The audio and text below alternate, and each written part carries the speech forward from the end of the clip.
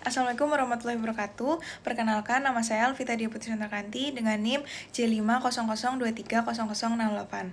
Jadi di sini saya akan menjelaskan mengenai sel dan jaringan epitel. Untuk sel itu sendiri, saya akan menjelaskan mengenai sel stereosilium, granulum zymogen, musigen, tetes lemak, dan makropagositus. Yang pertama yaitu sel stereosilium.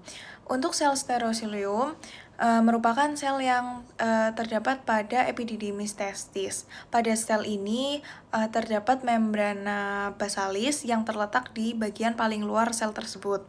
Kemudian bagian putih yaitu lamina propila, yang mana di dalamnya terdapat epitel pseudocytosphicatum columnar.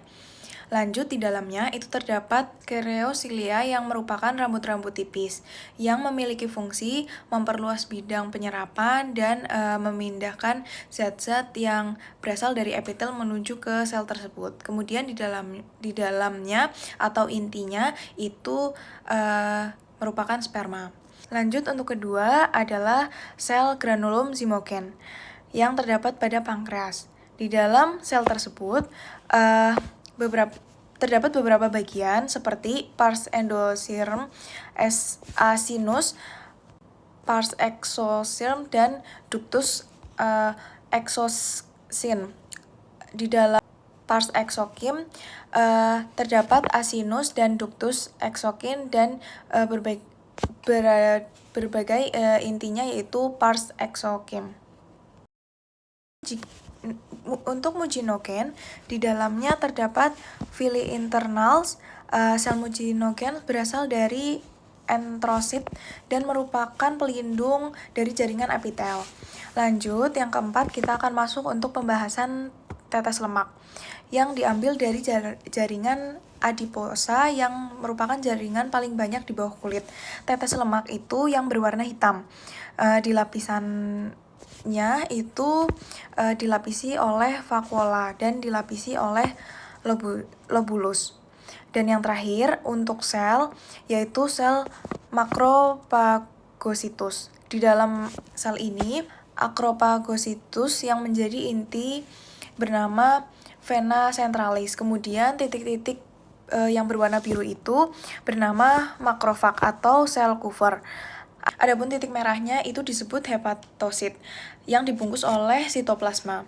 Yang menjadi ciri khas dari sel ini itu inti selnya yang seperti matahari dan merupakan sel dari organ hepar. Setelah saya menjelaskan mengenai berbagai macam sel, saya akan menjelaskan mengenai epitel. Yang pertama kita bahas untuk di epitel ini yaitu membrana basalis. Membrana basalis merupakan bagian yang berada di tengah-tengah antara jaringan ikat dan jaringan epitel yang saya warnai dengan oranye itu. Membrana basalis ini hanyalah sebuah pembatas antara jaringan ikat dan jaringan epitel. Kemudian bagian yang berada di dalam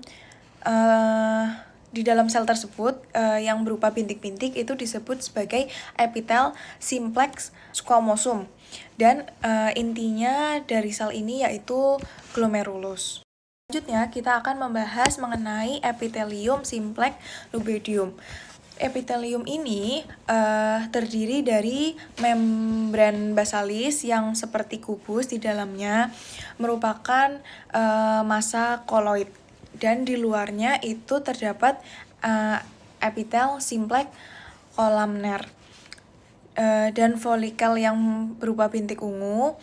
Kemudian bagian parafolikuler yaitu bagian yang berada di pinggir dan memiliki ciri-ciri banyak bintik ungunya. Lanjut, kita akan membahas mengenai epithelium stratificatum columnar. Di dalamnya seperti sel stereosilium terdapat stereosilia dan sel sperma.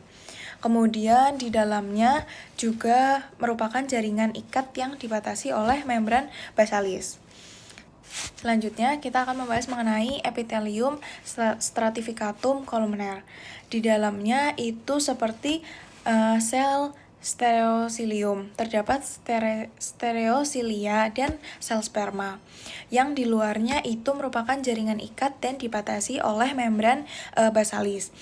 Baik, untuk selanjutnya kita akan membahas mengenai epithelium stratificatum squamosa non cornificatum. Isinya merupakan gabungan dari lapisan otot longitudinal, jaringan ikat yang berada di bawah, dan epitel membran. Yang terakhir, kita akan membahas mengenai epithelium transisional. Bulat-bulat yang berada di dalam sel itu merupakan epitel transisional yang dapat berubah bentuk.